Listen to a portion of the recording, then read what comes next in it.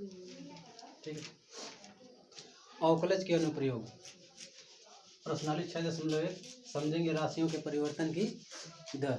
ठीक है। जैसे आप लोग अवकलन में समझे हैं, जैसे आप कोई भी फंक्शन दिया रहता था y बराबर fx, इधर ध्यान दीजिए, y बराबर fx, ये कोई आपका फलन दिया हुआ था। तो जब आप इसका अवकलन करते थे तो इसको आप ऐसे लिखते थे, x के सापेक्ष जब आप अवकलन करते थे क्या लिखते थे, dy बाई dx, और इधर इसका अवकलन f डैश x से दर्शाते थे। ठीक है। तो ये क्या बताता था, आप तो बस यही पढ़े कि हम क्या किए कि इस फलन का x के रिस्पेक्ट में हम डेरिवेटिव किए हैं, अवकलज किए हैं, अवकलज ज्ञात किए हैं। ठीक ना। रियल में ये बताता क्या है, dy बाई dx, ये बताता है कि y में परिवर्तन हो रहा है, लेकिन किस दर से, x के सापेक्ष हो रहा है y में परिवर्तन। जैसे अगर ये लिख दिया गया कि ds अपन dt, ठीक है, यहाँ पर आप यस को समय मानिए, नहीं सॉरी, यस को आप दूरी मानिए और t को समय मानिए। ठीक है। तो यहाँ पर ds अपन dt ये प्रदर्शित करता है कि दूरी यस में परिवर्तन हो रहा है t के सापेक्ष, यस में परिवर्तन की दर। ठीक है। जैसे हम ये कहें कि दूरी यस में परिवर्तन की दर, तो उसको लिखेंगे क्या, ds अपन dt, परिवर्तन की दर ds अपन dt लिख रहे हैं। इसका मतलब क्या है, t बता रहा है कि किसके, जो नीचे रहेगा उसके सापेक्ष, तो ds अपन dt मतलब कि यस में परिवर्तन किसके सापेक्ष, t के सापेक्ष। ठीक है। अब इसको क्या कहेंगे कि y में परिवर्तन हो रहा है, y में परिवर्तन हो रहा है, लेकिन किसके सापेक्ष, x के सापेक्ष। ठीक है। तो मेनली यही हमें पढ़ना है प्रश्नावली 6.1 में, राशियों के परिवर्तन की दर, कि राशि कैसे बदल रही है। ठीक है। जैसे होगा क्या, आप लोग उदाहरण के तौर पर ये मान सकते हैं कि किसी नदी में या चाहे किसी तालाब में जब कोई कंकड़ या पत्थर फेंका जाता है तो उसमें तरंग उत्पन्न होती है ना, तो तरंग जो उत्पन्न होती है एक वृत्ताकार उत्पन्न होती है, वृत्त के आकार की। तो देखेंगे तो हर सेकंड जो वृत्त निर्माण हो रहा है वो बढ़ता जाता है, बढ़ता जाता है, बढ़ता जाता है ना। तो वहाँ पर क्या हो रहा है कि प्रति सेकंड वहाँ पर जो वृत्त, हर सेकंड वृत्त क्या हो रहा है, बड़ा हो रहा है, बड़ा हो रहा है, अर्थात त्रिज्या के बढ़ने से वृत्त क्या हो रहा है, बड़ा हो रहा है। अर्थात जैसे ही आर चेंज होगा वैसे ही उसके क्षेत्रफल में क्या होगा, परिवर्तन हो जाएगा। आई बात समझ में। तो यहाँ पर हमें क्या क्या पढ़ने को मिल जाएगा, पहला आपका वृत्त के क्षेत्रफल में आपसे परिवर्तन पूछ सकता है, जो आपका होता है क्या, पाई आर स्क्वायर। इसमें आपको परिवर्तन की दर क्या क्या पूछ सकता है, पहला आपको क्या पूछेगा, त्रिज्या के सापेक्ष क्षेत्रफल में परिवर्तन। दूसरा पूछ सकता है कि समय के सापेक्ष क्षेत्रफल में परिवर्तन। ठीक है। आपको घन पर पूछ सकता है, घन जिसको क्यूब कहते हैं, घन के क्षेत्रफल में परिवर्तन। तो क्षेत्रफल इसका क्या होता है, घन का 6a स्क्वायर, घन जानते हैं ना, एक वर्गाकार रूम हो तो उसको क्या कहेंगे, घन कहेंगे, जिसकी सभी साइडें क्या होंगी, बराबर होंगी। 4 दीवारें, छत और फर्श लेकर के कितने हो गए, 6 साइड हो गई ना, 6 भुजा, तो 6a स्क्वायर। अगर इसका आयतन पूछे, आयतन, आयतन क्या होगा, भुजा का क्यूब होगा। ठीक है।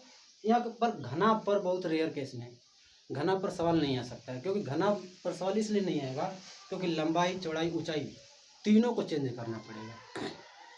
समझ रहे हैं, किसी एक को चेंज करके आप घना नहीं बना सकते हैं। ठीक ना। फिर आपका ये हो गया, आपका आयत हो सकता है, आयत, रेक्टेंगल। आयत में भी क्या होगा, लंबाई में परिवर्तन, चौड़ाई में परिवर्तन कर देगा, तो क्या होगा, क्षेत्रफल में परिवर्तन हो जाएगा। समझ रहे हैं ना, मतलब कि अगर लंबाई चौड़ाई में क्या कर रहा है, परिवर्तन करेगा, तो परिमाप आपसे पूछ सकता है, परिमाप बदलेगा। क्षेत्रफल पूछ सकता है, क्षेत्रफल बदलेगा। ठीक है। उसमें लंबाई को कम करेगा, चौड़ाई को बढ़ाएगा। अगर लंबाई कम कर रहा है तो माइनस दिखाइए, चौड़ाई बढ़ा रहा है तो प्लस में करिए परिवर्तन। ठीक है, तो जैसे जिसमें परिवर्तन करेगा हम उसका क्या करेंगे, उसके सापेक्ष अवकलन करेंगे। जिसके सापेक्ष करेगा परिवर्तन उसके सापेक्ष उस राशि का हम अवकलन कर देंगे। ठीक है, आइए समझते हैं प्रश्नावली 6.1 का क्वेश्चन नंबर 1। क्वेश्चन नंबर 1 क्या कह रहा है, दिया है कि वृत्त के क्षेत्रफल के परिवर्तन की दर इसकी त्रिज्या r के सापेक्ष ज्ञात कीजिए। जबकि पहला सवाल आपका है r बराबर 3 सेंटीमीटर है और दूसरा कह रहा है कि r बराबर 4 सेंटीमीटर है। ठीक है, क्या ज्ञात करना है आपको, कह रहा है कि क्षेत्रफल में परिवर्तन की दर, क्षेत्रफल में परिवर्तन की दर कह रहा है तो हम जान गए कि हमें निकालना क्या है। क्षेत्रफल में परिवर्तन कर रहा है अर्थात डी, लेकिन किसके सापेक्ष कह रहा है, तो कह रहा है कि त्रिज्या r के सापेक्ष। ठीक है, तो D A upon D R, यानी हमें पता चल गया कि हमें यही ज्ञात करना है। आई बात समझ में, आइए हल करते हैं सवाल को। क्वेश्चन नंबर पहला का ए, हम यहाँ मान लेंगे, माना वृत्त की त्रिज्या r तथा क्षेत्रफल a है। ठीक है, यहाँ मान लिया कि त्रिज्या r है और क्षेत्रफल a है, तो यहाँ क्षेत्रफल क्या लिख सकते हैं, तब a बराबर क्या होगा पाई आर स्क्वायर, वृत्त का क्षेत्रफल। ठीक है, कह रहा है कि क्षेत्रफल में आप परिवर्तन ज्ञात कीजिए, किसके रिस्पेक्ट में, r के रिस्पेक्ट में। ठीक है, तो D A upon D R. ठीक है, क्या होगा डी अपॉन डी आर रहेगा ही, और ए का मान क्या है पाई आर स्क्वायर। यहाँ पर पाई क्या होगा, कांस्टेंट है, अचर है, बाहर निकल जाएगा, आर स्क्वायर का अवकलन होगा तो क्या हो जाएगा 2r होगा। ठीक है, चूंकि हम r के सापेक्ष कर रहे हैं इसलिए यहाँ पर कुछ नहीं जुड़ेगा, समझना है कि नहीं। ठीक है, तो फाइनल में आप इसको क्या लिख सकते हैं 2 पाई r। ठीक है, ये तो हुआ क्षेत्रफल a में त्रिज्या r के सापेक्ष परिवर्तन 2 पाई r। लेकिन कह क्या रहा है कि जब r बराबर 3 सेंटीमीटर है तब परिवर्तन कितना होगा, तो जब r बराबर 3 सेंटीमीटर तब D A upon D R. ठीक है, 2 पाई आर की जगह पर रख दीजिए 3, तो ये हो जाएगा 6 पाई। चूंकि ऊपर क्या है क्षेत्रफल है तो क्षेत्रफल का मात्रक होगा सेमी स्क्वायर, नीचे त्रिज्या है तो ये होगा सेमी। फाइनल में ये आपका आंसर होता है। आया कि नहीं समझ में, नोट करिए इसको।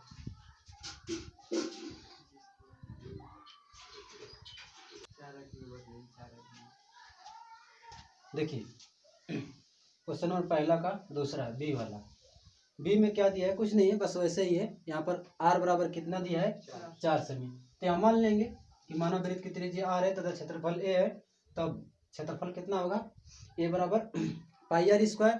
ठीक है, यहाँ से D A upon D R, क्षेत्रफल में परिवर्तन तो यहाँ पर क्या रख देंगे क्षेत्रफल रख देंगे पाई आर स्क्वायर 2 पाई आर। अब यहाँ पर हम थोड़ा सा चेंज कर देंगे, r बराबर कितना 4।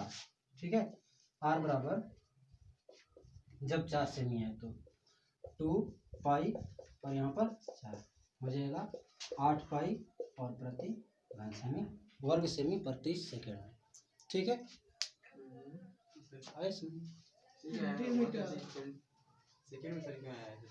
अच्छा हाँ सॉरी ये किस में रहेगा सेमी में रहेगा। ठीक है, चलिए आगे बढ़ते हैं।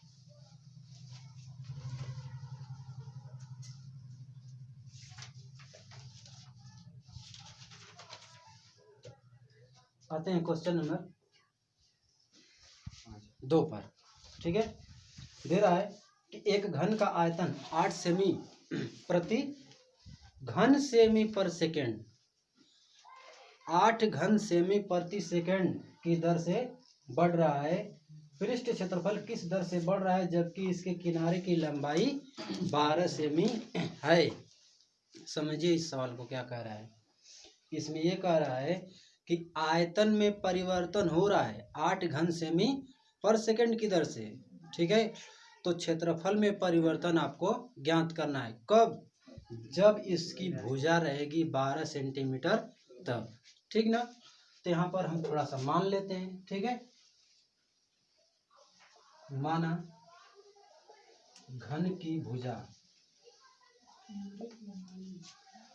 भुजा ए सेमी तथा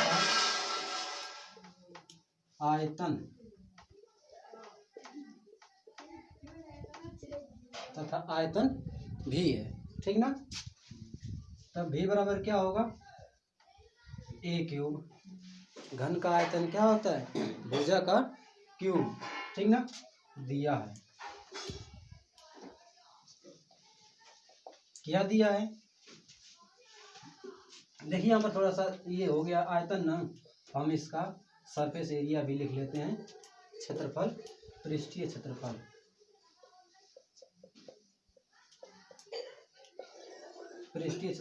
यस से दर्शा देते हैं। सरफेस एरिया यस से क्या हो जाएगा, 6a स्क्वायर। दिया क्या है कि आयतन में परिवर्तन हो रहा है किसके रिस्पेक्ट में, t, क्योंकि घन सेमी पर सेकेंड दिया, इसलिए dv/dt होगा। कितना है, 8 है, ठीक ना।